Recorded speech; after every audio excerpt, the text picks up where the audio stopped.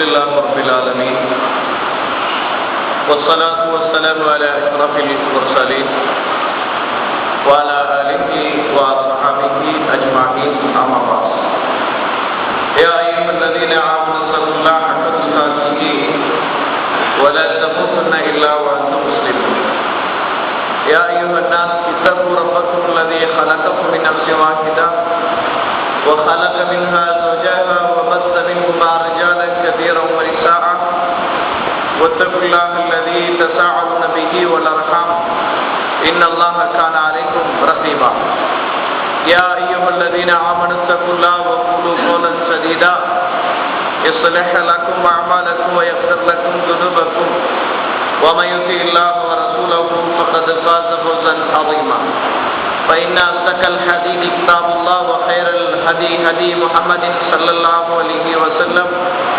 وشر الأمور محدثاتها وكل محدثة بدعة وكل بدعة ضلالة وكل ضلالة في النار. எல்லாம் அல்ல இறைவனுடைய திருநாமம் போற்றி ஆரம்பம் செய்கின்றேன்.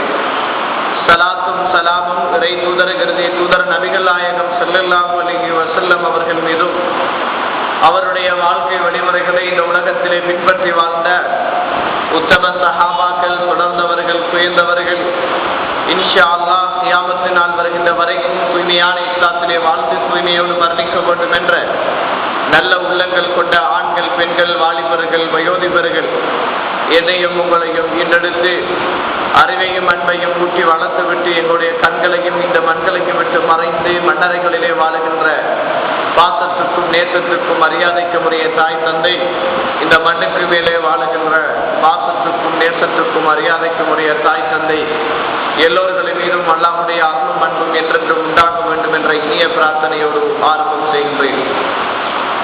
வார்த்தைகளிலே சிறந்தது அல்லாஹ்வுடைய வேதமாகிய திருக்குர்ஆனுடைய வார்த்தைகள் என்றும், வழிகாட்டலிலே சிறந்தது நபிகள் நாயகம் ஸல்லல்லாஹு அலைஹி வஸல்லம் அவர்களுடைய வழிகாட்டல் என்றும், மார்க்கத்தின் பேரால் புகுத்தப்பட்ட ஒவ்வொரு விடயமும் பித்அத் அனாச்சாரங்கள் என்றும், பித்அத் அனாச்சாரங்கள் எல்லாம் வழிகேடுகள் என்றும், வழிகேடுகள் எல்லாம் மனிதனை நரகத்திற்கு கொண்டு போய் சேர்க்கும் என்று தன்னுடைய ஒவ்வொரு சொற்பொழிவின் போது இந்த ஆண்டு சமுதாயத்திற்கு ஞாபகமூட்டிய அந்த பொன்மொழியை இந்த குத்பாவுடைய நேரத்தில் முன்மொழிந்தவனாய் ஆரம்பம் செய்கின்றேன்.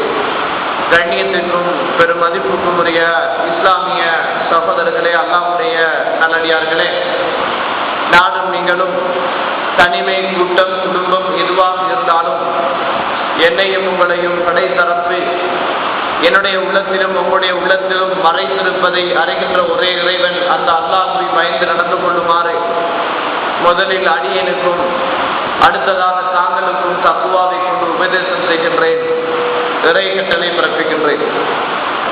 கண்ணியத்திற்கும் பெரும் மதிப்புக்கும் உரிய இஸ்லாமிய உறவுகளே, அல்லாஹ்வுடைய நல்லடியார்களே, நாங்கள் எல்லாம் ஒரு சந்தோஷ திருநாளை எதிர்பார்த்தவர்களாக இந்த ஜும்மாவிலே கலந்து கொண்டிருக்கிறோம். ஒரு இறைவனுக்கு விருப்பமான இறை தூதர் ஸல்லல்லாஹு அலைஹி வஸல்லம் அவர்கள் வழிகாட்டி தந்த இந்த முஸ்லிம் உம்மத்துடைய 2 திருநாட்கள் இருக்கிறது. அந்த திருநாட்களில் ஒன்று எங்களை விட்டு கடந்து போன ஈதுல் ஃபித்ர் என்று சொல்லக்கூடிய ரமலான் உடைய பெருநாள். அதனை நாங்கள் நோன்பு பெருநாள் என்று நாங்கள் அழைக்கிறோம். அடுத்ததாக நாங்கள் கொண்டாடக்கூடிய அல்லது எதிர்நோக்கக்கூடிய இன்னும் ஒரு பெருநாள் ஈதுல் அத்ஹா என்று சொல்லக்கூடிய ஹஜ் பெருநாளை நாங்கள் கொண்டாட இருக்கிறோம். இந்த உலகத்திலே நிறைய சமூகங்கள் இருக்கிறது, நிறைய மதங்களை பின்பற்றுகின்ற மக்கள் இருக்கிறார்கள், நிறைய சிந்தனைவாதிகள் இருக்கிறார்கள், நிறைய இயக்கங்கள் இருக்கிறது. என்னதான் இயக்கங்களாக இருந்தாலும், என்னதான் மதங்களாக இருந்தாலும், என்னதான் சிந்தனை ரீதியான மக்களாக இருந்தாலும், இந்த உலகத்திலே வாழ்ந்து மரணம் ஒன்று இருக்கிறது, அந்த மரணத்துக்கு பின்னர் ஒரு வாழ்க்கை இருக்கிறது என்று நம்பிக்கை கொண்ட மனிதனுடைய வாழ்வு இந்த உலகத்தின் லட்சியங்களை, இந்த உலகத்தின் இன்பங்களை, இந்த உலகத்தின் துன்பங்களை அல்லது இந்த உலகம்தான் மதிப்புக்கும் மரியாதைக்கும் உரிய ஒரு இடம் என்று சொல்லி ஒரு உண்மையான ஒரு பூமி இந்த உலகத்தில் தன்னுடைய வாழ்வை அமைத்துக் கொள்ள மாட்டான். தோழர்களே, இந்த உலகம் என்பது தற்காலிகமானது. இந்த உலகத்திலே வருகின்ற பெருநாட்களும் தற்காலிகமானது. உலகத்திலே வருகின்ற துன்பங்களும் தற்காலிகமானது. உலகத்திலே வருகின்ற இன்பங்களும் தற்காலிகமானது. இந்த உலகத்தில் என்னதான் ஒரு நிகழ்வு என்னை எதிர்நோக்கினாலும் அதையெல்லாம் அல்லாஹ்வுடைய தூதர் சொன்ன பிரகாரம் அமைத்துக் கொள்வோமாக இருந்தால் மாஷா அல்லாஹ் உலகத்திலும் நிம்மதியான வாழ்வு, மறுமையிலும் நிம்மதியான வாழ்வு என்று சொல்லுகின்ற ஒரு சந்தோஷம் தான் இந்த திருநாள் எனக்கும் உங்களுக்கும் முன்வைக்குகின்ற ஒரு சந்தோஷம் தோழர்களே. அருமைக்குரிய இஸ்லாமிய சகோதரர்களே, அல்லாஹ்வுடைய அடியார்களே, இஸ்லாத்தில் பிறந்த ஒரு மனிதன் தான் விரும்பியதை போல பெருநாள் கொண்டாட முடியாது. தான் விரும்பியதை போல சொல்ல முடியாது. தான் விரும்பியதை போல குர்பான் கொடுக்க முடியாது. தான் விரும்பியதை போல நோக்கு நோக்க முடியாது. என்னதான் ஒரு இபாதத்துக்கள் செய்வதாக இருந்தாலும், ஒரு வியாபாரமாக இருக்கட்டுமே, ஒரு சிரிப்பதாக இருக்கட்டுமே, ஒரு சிந்திப்பதாக இருக்கட்டுமே, ஒரு ஆடையை உடுப்பதாக இருக்கட்டுமே, ஒரு வீடு வாங்க கட்டுவதாக இருக்கட்டுமே, என்னதான் ஒரு விடயம் இந்த உலகத்தில் லா இலாஹ இல்லல்லாஹ் என்ற கலிமா சொன்ன ஒரு மனிதன் செய்ய வேண்டும் என்றாலும் அவன் இந்த உலகத்தை நோக்கமாக கொள்ளாமல் மர்மையை நோக்கமாக கொண்டால் அவனுடைய சிந்தனையின் பிரகாரம் இந்த உலகத்திலே அவன் வாழ முடியாது, வாழக்கூடாது. அவனுடைய சிந்தனை எல்லாம் அல்லாஹ்வும் அல்லாஹ்வுடைய தூதரும் எப்படி வாழ்ந்தார்களோ அப்படித்தான் வாழ வேண்டும் என்ற ஒரு சிந்தனை இந்த உலகத்திலே இருக்கும். அதைத்தான் சஹாபாக்கள் கூட இந்த உலகத்திலே பின்பற்றினார்கள். அதைத்தான் பின்னால் வந்த இமாம்கள் கூட எங்களுக்கு சொல்லித் தந்தார்கள். அப்படிப்பட்ட ஒரு வாழ்வை இந்த உலகத்தில் அமைத்துக் கொள்வோமாக இருந்தால் ஒரு சந்தோஷமான ஒரு வாழ்வை நோக்கி, சந்தோஷமான ஒரு திருநாட்களை நோக்கி, சந்தோஷமான ஒரு பிறநாட்களை நோக்கி நாங்கள் நகரக்கூடிய மக்களாக நாங்கள் இருப்போம். எந்த அளவுக்கு சஹாபாக்கள் இந்த மார்க்கத்தில் கவனமாக காய் நகர்த்திருக்கிறார்கள் பாருங்கள். எந்த அளவுக்கு கவனமாக நடந்து கொண்டிருக்கிறார்கள் பாருங்கள். இது முஸ்லிமிலே பதிவு செய்யப்பட்டிருக்கக்கூடிய ஒரு ஹதீஸ். 1344 1345வது ஹதீஸ்களாக இது பதிவு செய்யப்பட்டிருப்பதை நீங்கள் பார்க்கலாம்.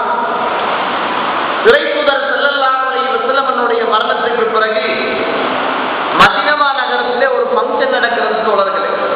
மதீனாவிலே அல்லாஹ்வுடைய தூதருடைய மரணத்திற்கு பிறகு ஒரு ஃபங்க்ஷன் நடக்கிறது. என்ன ஃபங்க்ஷன் அப்படி என்று கேட்டால், ஒரு மாப்பிள்ளையுடைய வலிமா.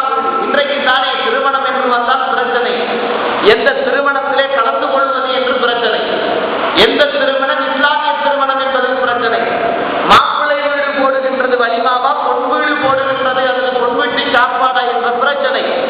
அல்லாஹ்வுடைய தூதருடைய காலத்தில் இந்த பிரச்சனை இருக்கவில்லை. ஏனென்றால் அவர்கள் பின்பற்றியதெல்லாம் மார்க்கத்தை சரியாக பின்பற்றினார்கள்.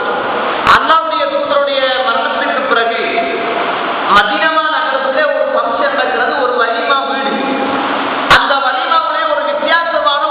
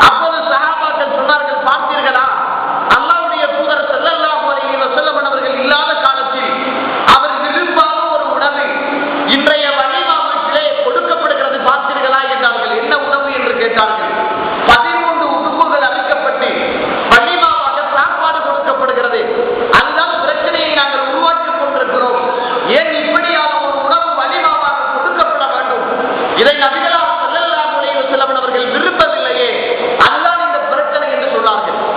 இப்படி ரலியல்லாஹு அன்ஹு சொன்னார்கள், சஹாபாக்களை பொறுத்தமட்டில் இதுதான் சஹாபாக்கள். எங்களுடைய சிந்தனை வித்தியாசம், எங்களுடைய செயற்பாடுகள் வித்தியாசம், எங்களுடைய இபாதத்துக்கள் வித்தியாசம், எங்களுடைய தஸ்பீஹ் வித்தியாசம், எங்களுடைய பெருநாட்கள் வித்தியாசம், எங்களுடைய பெருநாள் தொழுகைகள் வித்தியாசம், எங்களுடைய அத்துணை ஒட்டுமொத்த இபாதத்துக்களின் வித்தியாசம். காரணம், நாங்களாக உருவாக்கியதுடைய விளைவு. சஹாபாக்களை பொறுத்த மட்டில் அவர்கள் எது வந்தாலும் நாட வேண்டிய ஒரு இடம் அல்-குர்ஆன் சொன்னார். அதைத்தான் ஃபாலோ பண்ணினார்கள். அல்லாஹ் தஆலா அல்-குர்ஆனிலே 59வது அத்தியாயத்தின் 7வது வசனத்தில் இப்படி சொல்கிறார், வமா ஆதாக்குமுர் ரசூல தகுதுஹு வமா நஹாக்கும் அன்ஹு ஃபந்தஹு. எதையெல்லாம் அல்லாஹ்வும் அல்லாஹ்வுடைய தூதரும் கொண்டு தந்தார்களோ அதை எல்லாத்தையும் நீங்கள் எடுத்துக் கொள்ளுங்கள். எதையெல்லாம் அல்லாஹ்வும் அல்லாஹ்வுடைய தூதரும் தடுத்தார்களோ அதை எல்லாத்தையும் நீங்கள் தடை செய்து விடுங்கள். இது ரெண்டும் மார்க்கத்துடைய அடிப்படையாக இருந்தால் பிரச்சனை வராது, சமூகங்கள் பிரியாது, நிறைய பள்ளி வாயல்கள் பிரிக்கப்பட மாட்டாது, நிறைய சமுதாயங்கள் கூறாக்கப்பட மாட்டார்கள், மார்க்கத்தின் பேரால் சண்டைகள் வராது, மார்க்கத்தின் பேரால் சச்சரவுகள் வராது, ஒட்டுமொத்த முஸ்லிம் உம்மத்தும் ஒரே கொடியின் கீழ் வருவார்கள். எப்போது இந்த உலகத்தில் வமா ஆதாக்கும் ரசூல ஃபகுதுஹு வமா நஹாக்கும் அன்ஹு ஃபந்தஹு. எதையெல்லாம் அல்லாஹ்வும் அல்லாஹ்வுடைய தூதரும் கொண்டு தந்தார்களோ அதையெல்லாம் எடுத்துக் கொள்ளுங்கள், எதையெல்லாம் இறைவனும் இறை தூதரும் தடுத்தார்களோ அதையெல்லாம் தடுத்துக் கொள்ளுங்கள் என்ற ஒரு அடிப்படையில் இந்த முஸ்லிம் உம்மத் இருக்குமாக இருந்தால், நாடு, தேசம், சமூகம், அரசியல், பொருளாதாரம் இதையெல்லாம் கடந்து மார்க்கம் என்ற ஒன்றில் எங்களுடைய முஸ்லிம் உம்மத் கொண்டு செல்வாக இருந்தால் ஒரு உம்மத்தான் இந்த உலகத்திலே காட்சியளிக்க முடியும். ஆனால் முஸ்லிம்களுக்குள்ளேயே 1000 பிரிவுகள், 1000 சுன்னாக்கள், 1000 விதாத்துக்கள், 1000 வழிகட்ட கொள்கையில் முஸ்லிம் உம்மத்துக்கு மத்தியில் உருவாகியுடைய விளைவுதான் இன்றைக்கு உலகத்தில் முஸ்லிம்கள் எதிர்க்கப்பட்டு இலங்கை திருநாடுகளிலும் முஸ்லிம்கள் எதிர்க்கப்படுவதற்கான ஒரு காரணம். என்றைக்கும் குர்ஆன் அடிப்படையாக இருந்து சுன்னாவை பலப்படுத்துகின்ற சமூகமாக இந்த உலகத்தில் வாழ்வார்களாக இருந்தால் இந்த சமுதாயத்துக்கு எந்த பிரச்சனையும் வராது. பிரச்சனை வந்தாலும் அது நிற்காது, தூசியாக போய்விடும். காரணம், இதை பாதுகாப்பவன் நாங்கள் அல்ல, இந்த மார்க்கத்தை கட்டி காப்பவன் நாங்கள் அல்ல, இந்த மார்க்கத்துடைய சொந்தக்காரன் இந்த உலகத்தை படைத்து, சொர்க்கத்தை படைத்து, நரகத்தை படைத்து, என்னதான் ஒரு சாரையாக இருந்தாலும் பயப்படாமல் அல்லாஹ் என்று சொல்வதற்கு கீழார். அல்லாஹ் நாடினால் இன்ன பத்ஷ ரப்பிக லஸதீத், எல்லாவற்றுக்கும் அல்லாஹ் தஆலாவுடைய புத்தி கடினமானது என்ற அச்சம் அங்கே போயிருக்கும். அது இல்லாதவருடைய விளைவுதான் நிறைய பிரச்சனைகளுக்கு முஸ்லிம் உம்மத் இன்றைக்கு ஆளாயிருப்பதற்கான ஒரு காரணம். அருமைக்குரிய இஸ்லாமிய சோதரர்களே, சஹாபாக்களிடத்தில் இந்த பிரச்சனை வருகிறது. இந்த பிரச்சனை வலிமா வீட்டிலே 13 உடும்புகள் அறுத்து ஆக்கப்பட்ட பிரச்சனை வருகிறது. அப்போது இப்னு ஃபதுல் ரலியல்லாஹு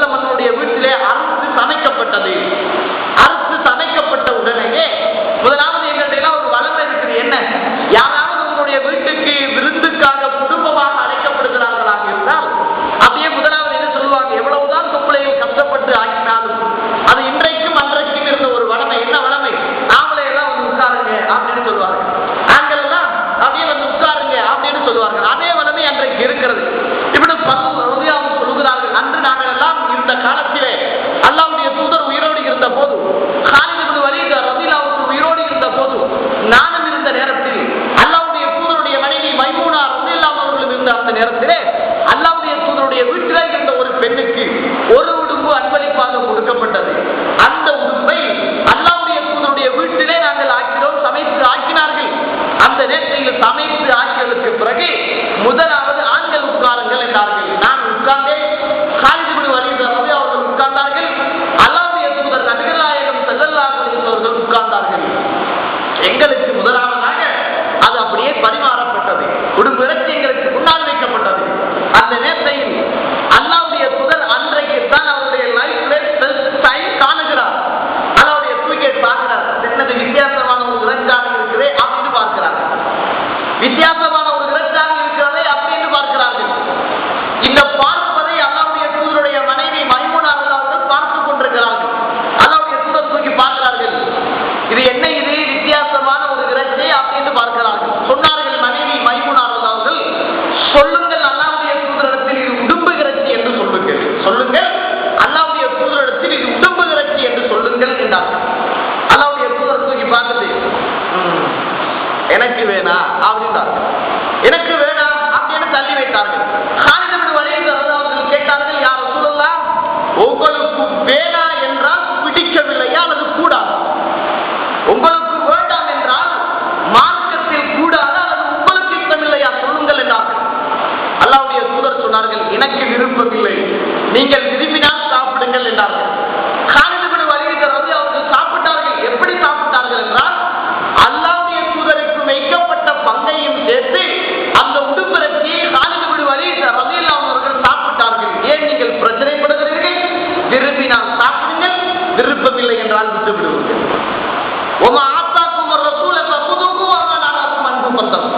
எதையெல்லாம் அல்லாஹ்வுடைய தூதர் கொண்டு தந்தார்களோ அதையெல்லாம் எடுத்துக் கொள்ளுங்கள். எதையெல்லாம் அல்லாஹ்வுடைய தூதர் தடுத்தார்களோ அதையெல்லாம் தடுத்து விடுவீர்கள். இதுதான் சுன்னா சொல்றது. இந்த சுன்னா இந்த உலகத்தில் அரங்கேற்றப்படுமாக இருந்தால் எந்த பிரச்சனையும் வராது.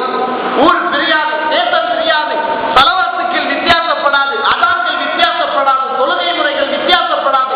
ஒரே குர்ஆன், ஒரே ஹதீஸுக்கு கீழ் ஒன்று செல்கின்ற, ஒரே காபாவை முன்னோக்கி கொள்கின்ற சமூகமாக நாங்கள் என்றைக்கும் அன்றைக்கும் இன்றைக்கும் இருக்குகின்ற மக்களை ஒரே கொடிக்கு கீழ் கொண்டு வர முடியும்.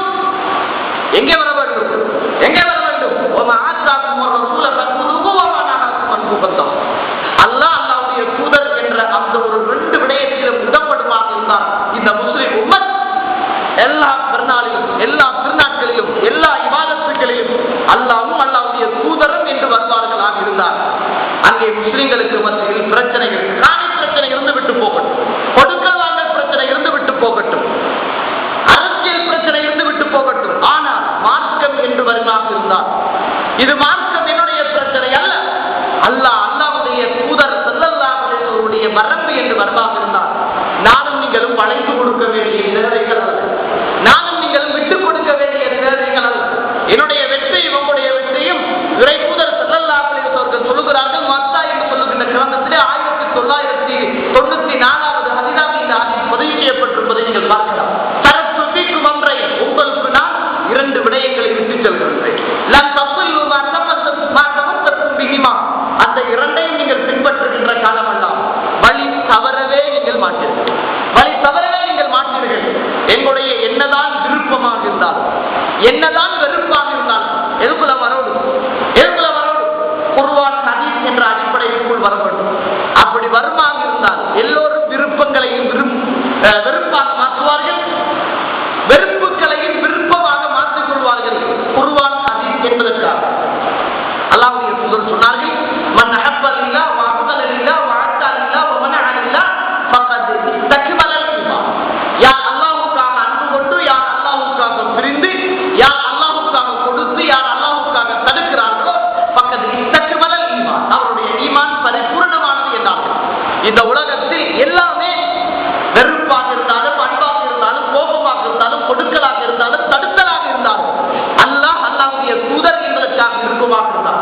நாங்கள் எல்லாம் ஈமானை சுமந்த மக்கள் என்பது அர்த்தம் சொல்வது. அருமைக்குரிய இஸ்லாமிய சோதரர்களே, அல்லாஹ் தஆலா அல்-குர்ஆன் 33வது அத்தியாயம் சூரத்துல் அஹ்ஸாப் 34வது வசனத்திலே ஒரு செய்தியை சொல்கிறார். அல்லாஹ் தஆலா இந்த வசனத்திலே இந்த முழு மனித சமுதாயத்திற்கும் பெரிய ஒரு பாடத்தை சொல்லி தருகிறார். என்ன பாடம் தெரியுமா? வமா கான லில் முஃமினின் வலா முஃமினத்தின் இதா ஸல்லல்லாஹு வ ரசூலுஹு அம்ரன் ஐயகுன லஹுல் ഖിയറத்து மின் அம்ரிஹி. இந்த உலகத்திலே உள்ள எந்த ஒரு மூமினான ஆண்களுக்கும் மூமினான பெண்களுக்கும் அல்லாஹ்வுடைய தூதரும் இதுதான் மார்க்கம் என்று சொன்னால் தன்னுடைய சொந்த அபிப்பிராயத்தை அங்கே நுழைக்க முடியாது. அது ஊர் வளமையாக இருக்கட்டும், பள்ளிவாயல் கட்டுப்பாடாக இருக்கட்டும், நிர்வாக சபையுடைய அறிவித்தலாக இருக்கட்டும், ஜம்மியத் உலமாவுடைய அறிவித்தலாக இருக்கட்டும், எதுவாக இருந்தாலும் அல்லாஹ்வும் அல்லாஹ்வுடைய தூதரும் இதுதான் தீர்ப்பு, இதுதான் மார்க்கம் என்று சொன்னால் அதுல எந்த ஒரு மூமினான ஆணுக்கு மூமினான பெண்ணுக்கு அவர்களுடைய ஊர் வளமை, அவருடைய நிர்வாக வளமை, அவருடைய அரசியல் வளமை, அவருடைய சமூக வளமை, அவருடைய சமய வளமை எதுவும் அங்கே செல்லுபடியாக கூடாது என்று ரப்புல் ஆலமீன் அல் குர்ஆனிலே அழுத்தம் திருத்தமாக சூரத்துல் அஹ்ஸாப் 33வது அத்தியாயம் 34வது வசனத்திலே சொல்லுவதை நாங்கள் பார்த்தோம். இந்த வசனம் யாருடைய விடயத்தில் இறங்கியது தெரியுமா? இந்த வசனம் யாருடைய விடயத்தில் இறங்கியது தெரியுமா? ஒரு திருமண விடயத்தில் இறங்கியது. அல்லாஹ்வுடைய தூதர் ஸல்லல்லாஹு அலைஹி வஸல்லம் ஒரு பிள்ளையை வளர்க்கிறார்கள், ஸைத் ரலியல்லாஹு அன்ஹு. அது பெரிய ஒரு வரலாறு. இந்த இடத்திலே தேவையான ஒரு விஷயத்தை மட்டும் சொல்கிறேன் பாருங்கள். அதை நீங்கள் வாசிக்க வேண்டுமாக இருந்தால் சூரத்துல் அஹ்ஸாபை சம்பூர்ணமாக படித்து பாருங்கள். பெரியதொரு வரலாறை அல் குர்ஆன் தெளிவாக சொல்கிறது. அல்லாஹ்வுடைய தூதர் தான் வளர்த்த மகனுக்கு பொன் கேட்டு போகிறார்கள். யாரை பொன் கேட்டு போனார்கள் தெரியுமா? அல்லாஹ்வுடைய தூதருடைய சொந்த மாமியுடைய மகள் மச்சியை அல்லாஹ்வுடைய தூதர் பொன் கேட்டு போகிறார்கள். அவருடைய பெயர் ஸைனப் ரலியல்லாஹு அன்ஹா. யாருக்கு? தான் வளர்த்த பிள்ளை உக்கால் என்று சொல்லுகின்ற சந்தையிலே விற்கப்பட்ட ஸைதுக்கு சுதந்திரமாக பிறந்து வளர்ந்து மக்கபா நகரிலே பெரியதொரு குடும்பத்திலே பிறந்து வளர்ந்த அந்த ஒரு மங்கைக்கு அல்லாஹ்வுடைய தூதர் திருமணம் கேட்டு போகிறார்கள். ஸைனபே, நான் வளர்த்த பிள்ளையை நீங்கள் முடித்துக் கொள்கிறீர்களா? ஆமா என்றார்கள். எல்லா பெண்களுக்கும் எல்லா ஆண்களுக்கும் உள்ளத்தில் இருக்குகின்ற ஒரு ஆசை இஸ்லாம் தடுக்கவில்லை. என்ன ஆசை?